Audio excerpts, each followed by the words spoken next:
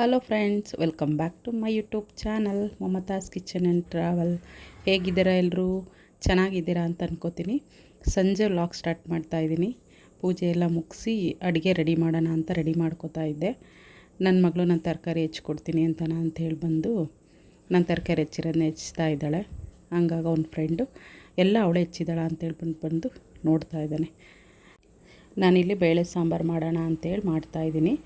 ಬೇಳೆ ಸಾರು ಅಂತ ಹೇಳಿದ್ರೆ ಮೂಲಂಗಿ ಬೀನ್ಸು ಹಾಕ್ಬಿಟ್ಟು ಮಾಡೋಣ ಅಂತೇಳಿ ರೆಡಿ ಮಾಡ್ಕೋತಾ ಇದ್ದೀನಿ. ಮೊದಲಿಗೆ ಸ್ವಲ್ಪ ಬೀನ್ಸು ಮತ್ತು ಮೂಲಂಗಿನ ಫಸ್ಟು ಹಚ್ಕೊಂಡ್ಬಿಟ್ಟು ಅದಕ್ಕೆ ಸ್ವಲ್ಪ ಉಪ್ಪು ಹಾಕ್ಬಿಟ್ಟು ಒಂದು 5 ಮಿನಿಟ್ಸ್ ಬಿಟ್ಟು ಅದಾದಮೇಲೆ ನೀರಲ್ಲಿ ಹಾಕಿ ಆವಾಗ ಸ್ವಲ್ಪ ಅದರದ್ದು ಸ್ಮೆಲ್ ಏನೂ ಇರೋದಿಲ್ಲ. ನಾನು ಇದೇ ಮೆಥಡಲ್ಲಿ ಯೂಸ್ ಮಾಡೋದು. ನೆಕ್ಸ್ಟ್ ಇಲ್ಲಿ ಹಚ್ಚಿಟ್ಕೊಂಡಿರೋ ಅಂಥ ಬೀನ್ಸು, ಮೂಲಂಗಿ ಮತ್ತು ಮಸೂರ್ ದಾಲು, ತೊಗರಿಬೇಳೆ ಎಲ್ಲದನ್ನು ಹಾಕಿ ಈರುಳ್ಳಿ, ಟೊಮೊಟೊ, ಸ್ವಲ್ಪ ಉಪ್ಪು ಹಾಕ್ಬಿಟ್ಟು ಕುಕ್ಕರಲ್ಲಿ ಇಟ್ಟಿದ್ದೀನಿ. ನೆಕ್ಸ್ಟ್ ಅದಾದಮೇಲೆ ಮಸಾಲೆ ರುಬ್ಕೊಳ್ಳೋಣ. ಮಸಾಲೆಗೆ ಒಂದು ಟೊಮೊಟೊ, ಕೊತ್ತಂಬರಿ, ಬೆಳ್ಳುಳ್ಳಿ, ಸ್ವಲ್ಪ ಕಾಯಿ, ನೆಕ್ಸ್ಟ್ ಅದಾದಮೇಲೆ ಧನಿಯಾ ಪೌಡರು. ಇದು ಮನೇಲಿ ಮಾಡಿ ಇಟ್ಕೊಂಡಿರೋ ಅಂಥದ್ದು. ಇದೇ ಮೇಯ್ನ್ ಇಂಗ್ರೀಡಿಯೆಂಟು. ಧನಿಯಾ ಮತ್ತು ಬೇಳೆ ಸಾಂಬಾರು ಪೌಡರು ಎರಡು ಮಿಕ್ಸ್ ಮಾಡಿದ್ರೆ ಇದ್ರ ಟೇಸ್ಟು ಬೇರೆ ಥರನೇ ಡಿಫ್ರೆಂಟಾಗಿ ಬರುತ್ತೆ. ನೆಕ್ಸ್ಟ್ ಅದಕ್ಕೆ ಸ್ವಲ್ಪ ಅರಿಶಿನ ಎಲ್ಲದನ್ನು ಹಾಕಿ ಒಂದು ಗುರ್ರಂತ ಮಿಕ್ಸ್ ಮಾಡಿಕೊಂಡ್ರೆ ಪೇಸ್ಟ್ ರೆಡಿ ಆಗೋಗುತ್ತೆ. ಮೇಯ್ನ್ ಅದೇ ಮಸಾಲೆನೇ ಈ ಸಾಂಬಾರಿಗೆ. ಬೇಳೆ ಸಾರು ಬೇರೆ ಥರನೇ ಇರುತ್ತೆ, ಅಂದರೆ ಮದುವೆ ಮನೆ ಶೈಲಿಲೆಲ್ಲ ಮಾಡ್ತಾರಲ್ವ ಅದೇ ಥರ ಸೇಮ್ ಇರುತ್ತೆ. ನೆಕ್ಸ್ಟ್ ಇಲ್ಲೊಂದು ಕಡಾಯಿಗೆ ಒಗ್ಗರಣೆ ಕೊಡ್ಕೊಳ್ಳೋದಕ್ಕೆ ಕಡಾಯಿ ಇಟ್ಕೊಂಡು ಅದಕ್ಕೆ ಸಾಸಿವೆ, ಜೀರಿಗೆ ಹಾಕ್ಕೊಂಡು ಒಂದೆರಡು ಒಣಮೆಣ್ಸಿನ್ಕಾಯಿ, ಸ್ವಲ್ಪ ಹಿಂಗು, ಅದಾದಮೇಲೆ ಕರಿಬೇವಿನ ಸೊಪ್ಪು ಆ್ಯಡ್ ಮಾಡಿಕೊಂಡು ಸ್ವಲ್ಪ ಒಂದೇ ಒಂದು ಈರುಳ್ಳಿ ಹಾಕ್ಕೊಂಡು ಬಾಡಿಸ್ಕೊಳ್ಳಿ. ಅದಾದಮೇಲೆ ನಾವೇನು ರುಬ್ಬಿಟ್ಕೊಂಡಿದ್ವಲ್ಲ ಆ ಮಸಾಲೆನ ಇದಕ್ಕೆ ಆ್ಯಡ್ ಮಾಡ್ಕೊಳ್ಳೋ ಅಂಥದ್ದು. ಈ ಮಸಾಲೆ ಎಣ್ಣೆಲಿ ಕಂಪ್ಲೀಟಾಗಿ ಫ್ರೈ ಆಗಬೇಕು, ಹಸಿ ವಾಸನೆ ಫುಲ್ ಹೋಗಬೇಕು. ನೆಕ್ಸ್ಟ್ ಅದು ಚೆನ್ನಾಗಿ ಬಾಯ್ಲ್ ಆಗಿ ಸುತ್ತಲೂ ಎಣ್ಣೆ ಬಿಟ್ಕೋಬೇಕು. ಆ ರೀತಿ ಹಸಿ ವಾಸನೆ ಹೋಗೋವರೆಗೂ ಹುರ್ಕೊಳ್ಳಿ. ನೆಕ್ಸ್ಟ್ ಹುರ್ಕೊಂಡಾದಮೇಲೆ ನಾವೇನು ಕೂಗಿಸ್ಕೊಳ್ಳೋಕ್ಕೆ ಕುಕ್ಕರಲ್ಲಿ ಇಟ್ಕೊಂಡಿದ್ವಲ್ಲ ಬೀನ್ಸು ಮತ್ತು ಮೂಲಂಗಿ ಬೇಳೆ ಎಲ್ಲದನ್ನು, ಅದು ಸ್ಮ್ಯಾಶ್ ಆಗಿದೆಯಾ ಅಂತ ಒಂದು ಸರಿ ಚೆಕ್ ಮಾಡಿ. ಸ್ಮ್ಯಾಶ್ ಆಗಿಲ್ಲ ಅಂದರೆ ಇದು ಚೌಟಲ್ಲಿ ಹೀಗೆ ಸ್ವಲ್ಪ ಸ್ಮ್ಯಾಶ್ ಮಾಡಿದ್ರೆ ಸ್ಮ್ಯಾಶ್ ಆಗುತ್ತೆ. ಈ ಥರ ಎಣ್ಣೆ ಎಲ್ಲ ಬಿಟ್ಕೊಂಡಾದಮೇಲೆ ಅದನ್ನು ಇದಕ್ಕೆ ಆ್ಯಡ್ ಮಾಡಿಕೊಂಡ್ರೆ ಸೂಪರ್ ಟೇಸ್ಟಿಯಾಗಿರೋ ಅಂಥ ಬೇಳೆ ಸಾಂಬಾರು ರೆಡಿ ಆಗುತ್ತೆ. ನೀವು ಆಲ್ಮೋಸ್ಟ್ ಎಲ್ಲರೂ ಬೇಳೆ ಸಾಂಬಾರು ಮಾಡೇ ಇರ್ತೀರ. ಈ ಮೆಥಡಲ್ಲಿ ಒಂದು ಸರಿ ಟ್ರೈ ಮಾಡಿ ನೋಡಿ. ಇದು ಬೇರೆ ಟೇಸ್ಟ್ ಇರುತ್ತೆ, ಚೆನ್ನಾಗೂ ಇರುತ್ತೆ. ಇದು ನೀವು ಅನ್ನಕ್ಕಾದರೂ ತೊಗೋಬೋದು, ಮುದ್ದೆಗಾದರೂ ತೊಗೋಬೋದು. ಇದು ಸಾಂಬಾರು ಸ್ಮೆಲ್ ಬರ್ತಾ ಇರೋದು ನೋಡಿ ನನ್ನ ಮಗಳು ಟೇಸ್ಟ್ ನೋಡ್ತಾ ಇದ್ದಾಳೆ.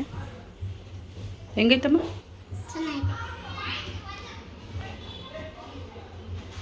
ನಾನಿಲ್ಲಿ ರೈಸೇ ಮಾಡಿದ್ದೆ, ಹಾಗಾಗಿ ಅನ್ನ ಜೊತೆನೇ ತಿಂತಾಯಿದ್ದೀನಿ. ತುಂಬ ಚೆನ್ನಾಗಿತ್ತು, ಒಂದು ಸರಿ ಟ್ರೈ ಮಾಡಿ. ಏನು ಮಾಡ್ತಿದ್ದೀಪ್ಪ? ಎಲ್ಲಿ ಆಟಾಡ್ತಿದ್ದಾರೆ?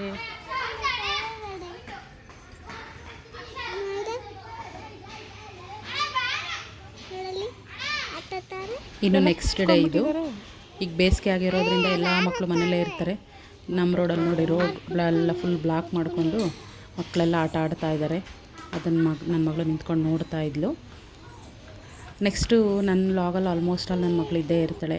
ಎಲ್ರಿಗೂ ಗೊತ್ತು, ಹೆಣ್ಮಕ್ಳು ಇರೋರಿಗೆ. ಮಗಳು ಹೆಂಗೆ ಅಂತ ಹೇಳಿದರೆ ಫ್ರೆಂಡು, ಅವಳೇ ಒಂಥರ ಪ್ರಪಂಚ ಇದ್ದಂಗೆ. ನಾನು ಕುಕ್ ಮಾಡಬೇಕಾದ್ರೆ ಯಾವಾಗಲೂ ನನ್ನ ಮಗಳು ನನ್ನ ಜೊತೆಲೇ ಇರ್ತಾಳೆ.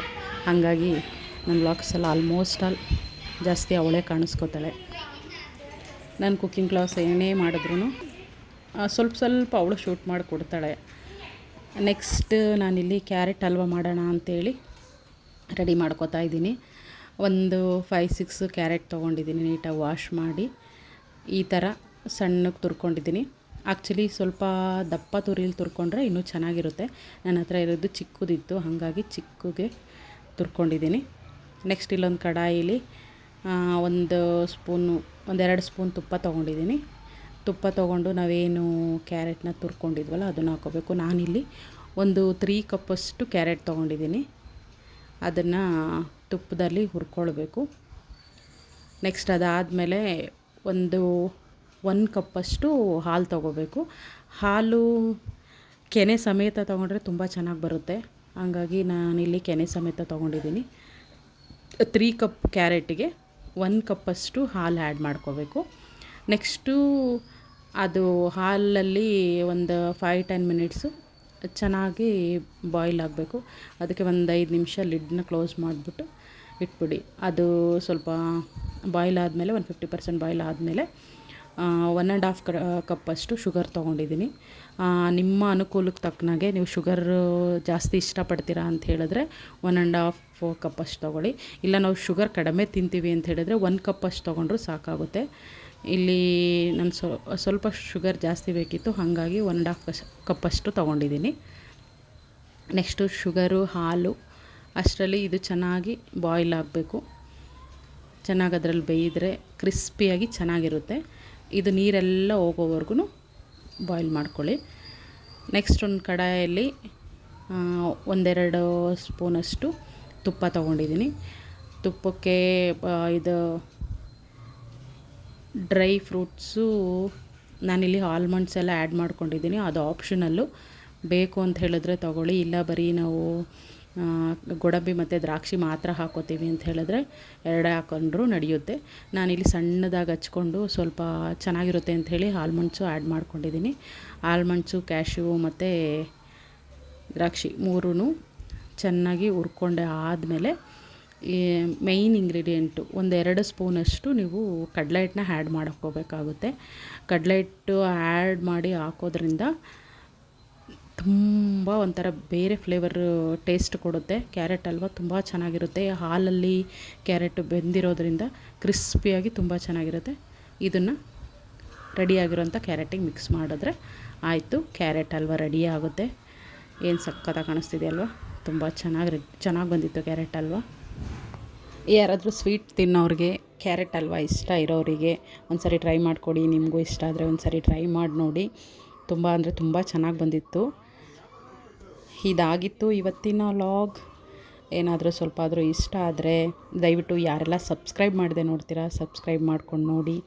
ಇಷ್ಟ ಆದರೆ ಲೈಕ್ ಮಾಡಿ, ಶೇರ್ ಮಾಡಿ. Thank you for watching. Next ವ್ಲಾಗಲ್ಲಿ ಸಿಗ್ತೀನಿ. Bye bye, take care.